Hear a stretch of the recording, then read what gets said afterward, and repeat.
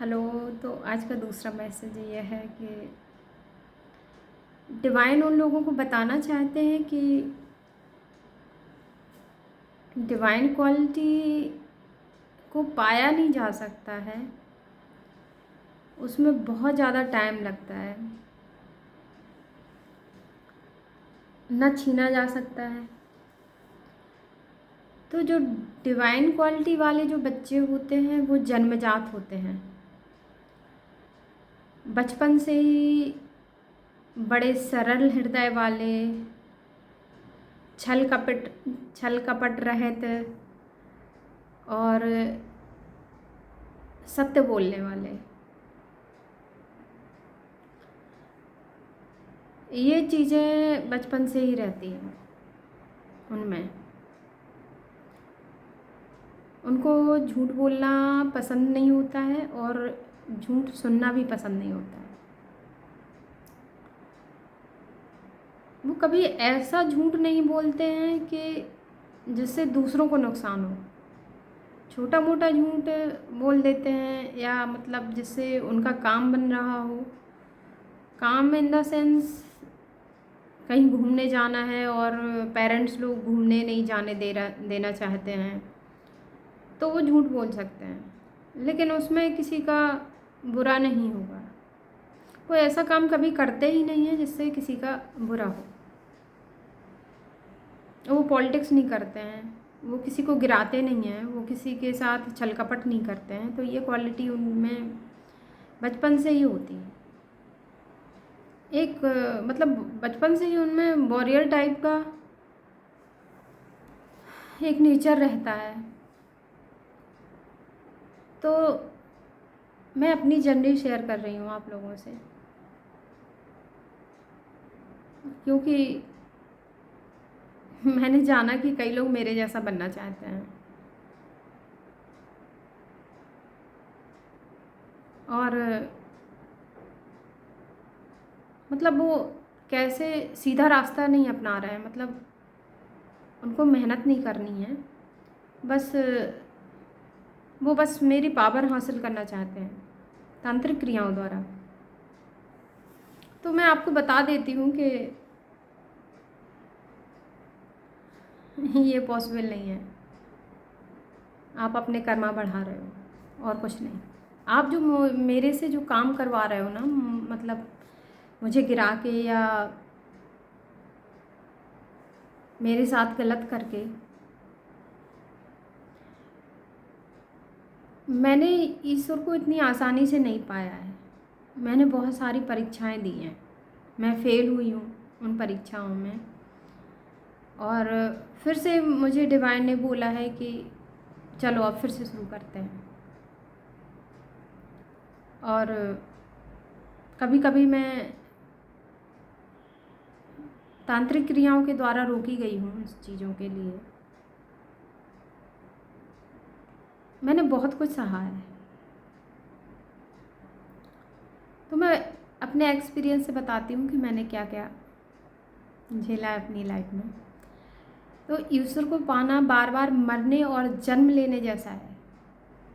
मैं अपने खुद के एक्सपीरियंस से बता रही हूँ कि मैंने अपनी इस लाइफ में अभी तक 2-3 बार ऐसा एक्सपीरियंस किया है कि मुझे लगा था कि बस अब मेरी लाइफ ख़त्म होने वाली है या मैं ख़त्म होने वाली हूँ। पहला एक्सपीरियंस मुझे तब हुआ जब मैंने 12th पास किया था, और उसके बाद मुझे जॉइंडिस हो गया था, और इतना ज़्यादा हो गया था कि मतलब मेरे हाथ पैर ठंडे हो गए थे, और मेरे शरीर में इतनी दर्द और वेदना थी कि मैं उसको सहन नहीं कर पा रही थी। और मेरे अंदर इतना भी खून भी नहीं था, थोड़ा भी, कि मुझे थोड़ी सी भी एनर्जी लगे अपने शरीर में, मुझे लगता था कि बस ख़त्म सब कुछ।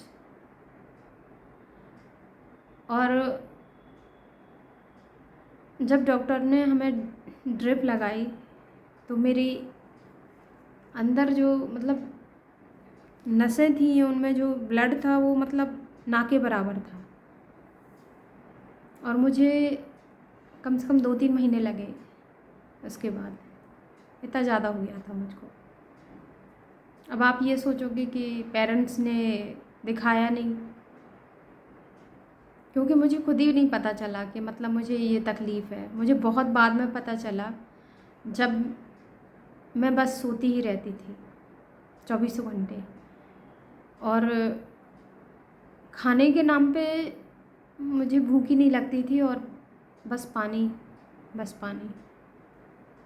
वो भी मतलब जब जागती थी और थोड़ा सा लगता था कि मुझे भूख लगी है तो मैं पानी पी लेती थी और मेरी भूख मिट जाती थी।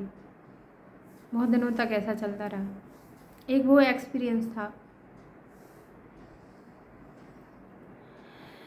और दूसरा ये है कि ईश्वरीय शक्ति जो है वो अनंत है, अविश्वसनीय है, असीमित है। जैसे हम एक परीक्षा पास करते हैं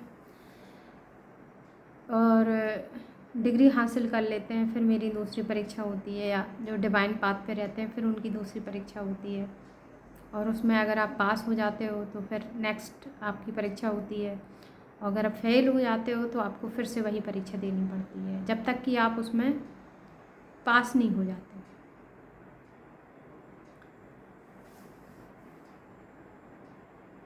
तो जैसे टास्क दिए जाते हैं ना कि ये टास्क पूरा कर लो फिर आगे बढ़ोगे या आप आगे बढ़ सकते हो, सेम वैसा ही। एक टास्क पूरा किया, नेक्स्ट। जो सीढ़ियाँ होती हैं ईश्वर तक पहुंचने के लिए, वो एक सीढ़ी जो होती है वो एक टास्क के बराबर होती है। एक टास्क किया तो नेक्स्ट सीढ़ी पे चढ़ गए, फिर वहाँ पे एक टास्क होगा, फिर नेक्स्ट, इस तरीके से चलता रहता है। तो इसकी अवधि, टास्क को पूरा करने की अवधि 1 साल हो सकती है, 6 महीने हो सकते हैं, 2 साल हो सकती है, पता नहीं, आपके ऊपर डिपेंड करता है कि आप कितने जल्दी उसको पूरा कर लेते हो। तो ये है आपके इनर वर्क पर डिपेंड करता है कि आप कितनी अच्छी तरीके से अपने आप को इनर वर्क कर रहे हो, सुधार रहे हो, और लेट गो कर रहे हो। मतलब कोई भी सिचुएशन आ रही है तो उसको लेट गो कर दो।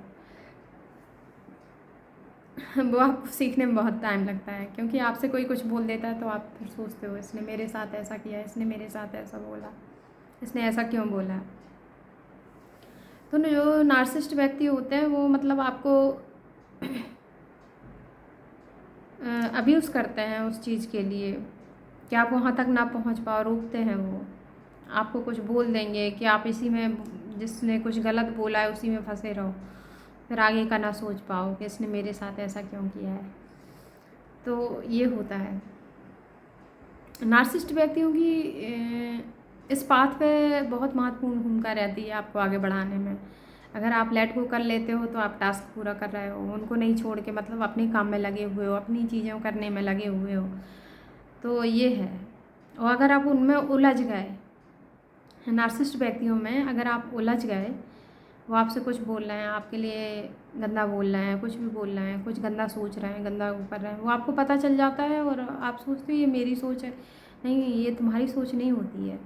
कोई ईश्वर आपको ये बता रहा है कि आपके लिए ऐसा सोचा जा रहा है, और हमको जब नहीं पता होता है तो हमें ये लगता है यार हमें ऐसा कैसे सोच सकते हैं। तो ये होता है। फिर आप इस तरीके से भी इसको जान सकते हो कि जैसे कई बच्चे बहुत शार्प होते हैं, जो लेसन बहुत जल्दी याद कर लेते हैं, और कई बच्चे ऐसे होते हैं, जैसे एक टीचर होने के नाते मैंने जाना कि एक क्लास में मान लो 35 बच्चे हैं, तो उनमें से कुछ बच्चे ऐसे होंगे जो लेसन बहुत जल्दी याद कर लेते हैं, दूसरे दिन आपको सुना देंगे। आप उनको होमवर्क में याद करने के लिए दोगे तो दूसरे दिन आके सुना देते हैं।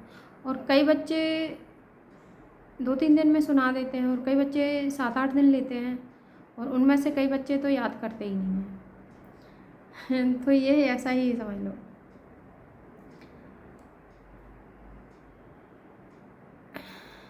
और इसमें एक चीज़ होती है कि पीछे जो छूट गया है, जो आपके साथ हो चुका है, उसको आपको भूलना है। जब तक आप उस चीज़ को नहीं भुला देते हो पूरी तरीके से, तब तक आप आगे नहीं बढ़ सकते। आपका कोई ऐसा पर्सन जो नार्सिसिस्ट था, ज़्यादातर क्या होता है, जो डिवाइन लोग होते हैं वो नार्सिसिस्टों के बीच में पले बड़े होते हैं। उनकी ज़िंदगी में नार्सिसिस्ट इतने होते हैं जिनको कार्मिक पर्सन कहते हैं। मतलब ये समझ लो कि आपके पिछले जन्मों के कार्मिक सारे इकट्ठे होके फिर आपसे बदला लेते हैं इस जन्म में। मेरे बहुत सारे कार्मिक हैं। मुझे अभी तक ऐसा कोई पर्सन नहीं मिला है जिसको मैं ये सोचूं कि ये मेरा हितैषी है या सोलमेट है या बहुत अच्छा है ये मेरे लिए। अभी तक मैं ऐसे पर्सन से मिली नहीं हूँ, ऐसे लोगों से नहीं मिली हूँ।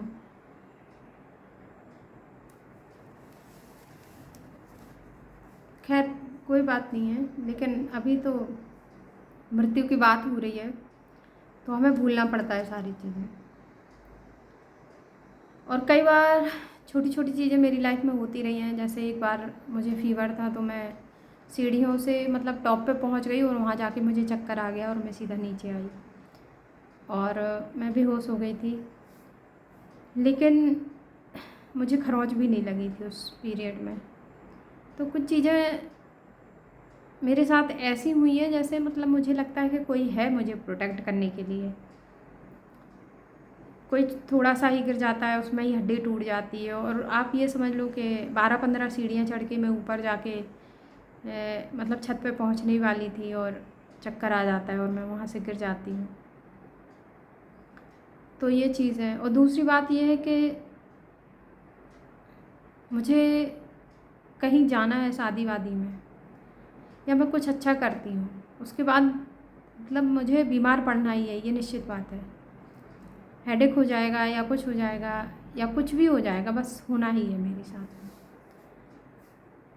और वैसे मतलब मैं जनरली ज़्यादा बीमार नहीं पड़ती हूँ। घर से बाहर निकलूँ और बस बीमार पड़ जाऊँ, थोड़ा सा ठीक ठाक दिखूँ और मैं बीमार पड़ जाऊँ।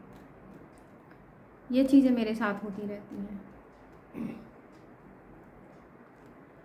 तो जब आपके साथ ऐसी चीज़ें होने लगें, कुछ ऐसी घटनाएं,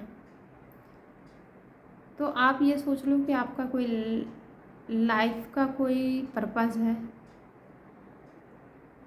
जो आपको आगे चल के करना है। क्योंकि आपकी लाइफ में बहुत सारे आपको परीक्षाएं देनी पड़ रही हैं और आप दे रहे हो और आप उससे हट नहीं पा रहे हो। आपका आत्मबल ईश्वर खुद ही बढ़ाता है।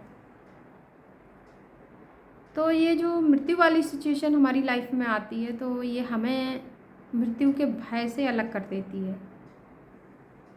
नार्सिसिस्ट हमारे आसपास होते हैं तो हमें ऐसे लोगों को इग्नोर करना सिखाया जाता है, क्योंकि नार्सिसिस्ट व्यक्ति हमेशा दूसरों को परेशान करते हैं। दूसरों पर नज़र रखना, दूसरों क्या कर रहे हैं, दूसरे कैसे जी रहे हैं, दूसरे क्या खा रहे हैं, क्या पहन रहे हैं, फिर उन पर कमेंट करना। कोई बात उनकी सुन ली तो उसको मतलब अलग तरीके से बोलना, ट्रिगर करना, ये सब चीज़ें नार्सिसिस्ट व्यक्ति करते हैं। और उन पर ना ध्यान देना ईश्वर आपको सिखाता है, क्योंकि उनको तो नहीं पता ना कि कर्मा क्या होते हैं। तो ईश्वर उनको नहीं बताएगा, उनको नहीं चुप कराएगा, बल्कि तुम्हें स्ट्रॉन्ग बना देगा कि तुम उनसे फेस कैसे करो और उन्हें इग्नोर कैसे करो। आपकी लाइफ में जो हो रहा है वो बेमतलब नहीं होता है कभी भी। चाहे वो मृत्यु हो, चाहे लोग आपको कटाक्ष कर रहे हों या आपकी किसी चीज़ को लेके बात कर रहे हों, गॉसिप कर रहे हों, तो मतलब आपको पता तो चल जाएगा कि कहीं पे गॉसिप हो रही है आपके लिए या ये बोला जा रहा है, तो आप यही सोचते रहोगे कि उस व्यक्ति से मेरा क्या ही लेना देना, वो क्यों ऐसे कर रहा है मेरे साथ। तो जब आप उसी चीज़ में भटक जाओगे ना, तो ये समझ लो कि आप रुकावट पैदा हो गई है। आपको नहीं सोचना है, आपको बताया ज़रूर जाएगा लेकिन आपको उस पर ध्यान देना ही नहीं है। तो बहुत सारी ऐसी चीज़ें हैं जो धीरे धीरे करके डिवाइन आपको समझाता है और सिखाता भी है, और आपको सीखना भी पड़ता है, आप चाहें या ना चाहें। आपको एक एक चीज़ पार करनी पड़ती है, इग्नोर करना पड़ता है, तब तब जाके आप एक ऐसे स्ट्रॉन्ग पर्सनालिटी के मतलब के रूप में उभरते हो कि लोग आपको फिर कुछ नहीं कह सकते, और कहेंगे भी तो आपके ऊपर कोई असर नहीं पड़ेगा। बहुत सारी चीज़ें करनी पड़ती हैं, लेकिन कुछ बेवकूफ़ इंसान ऐसे होते हैं जो मतलब डिवाइन क्वालिटी का बनना चाहते हैं। डिवाइन क्वालिटी का बनना इतना आसान होता है क्या? ईश्वर को प्राप्त करना इतना आसान होता है क्या? अगर इतना आसान होता तो लोग तंत्र मंत्र षड्यंत्र क्यों करते, है ना? वो तो सीधा भगवान को ही पाते, क्योंकि उनको पता है तंत्र मंत्र और तांत्रिक क्रियाएं ये हैं कि मतलब आप अमावस्या को या किसी ऐसे दिन, मतलब पूर्णिमा के दिन आप आत्माओं को जागृत कर लो, वो रात भर की एक क्रिया होती है, तो वो हो जाती हैं सारी चीज़ें ईजिली। ईश्वर एक रात में प्राप्त हो जाए पॉसिबल ही नहीं है। कितने जन्म लग जाते हैं लोगों को ईश्वर को पाने में, कितना कितना इनर वर्क करना पड़ता है, और कितनी परीक्षाएं पास करनी पड़ती हैं, तब जाके आप ईश्वर को प्राप्त कर पाते हो। इसीलिए लोग ईश्वर को नहीं मतलब ईश्वर के पास जाते तो हैं, उनको एक लोटा जल चढ़ाने जाते तो हैं, उनकी पूजा करने जाते तो हैं, लेकिन साथ साथ में वो अपने काम करवाने के लिए तांत्रिकों के पास जाते हैं। और जो व्यक्ति तांत्रिकों के पास चला गया, फिर वो एक लोटा जल चढ़ाए या 1000 लोटा जल चढ़ाए, क्या ही फर्क पड़ता है? तुमने अपना पाथ अलग या दो पाथ पे चल रहे हो, तो दो नावों में सवार कौन हो पाता है? तो ये चीज़ है, किसी की नकल करने से, किसी के जैसा बनने के लिए अगर तुम तांत्रिक क्रियाओं का सहारा लेते हो तो कितने दिन तक चलेगा वो? ईश्वर को नहीं प्राप्त कर पाओगे। हाँ, उस व्यक्ति को जो ईश्वर के करीब जा रहा है, उसकी ज़िंदगी में रोड़े ज़रूर अटका दोगे तुम, बस अपने कर्मा बढ़ा लोगे और कुछ नहीं। तो ये बस आज का मैसेज था। आपको कैसा लगा आप बताना प्लीज़।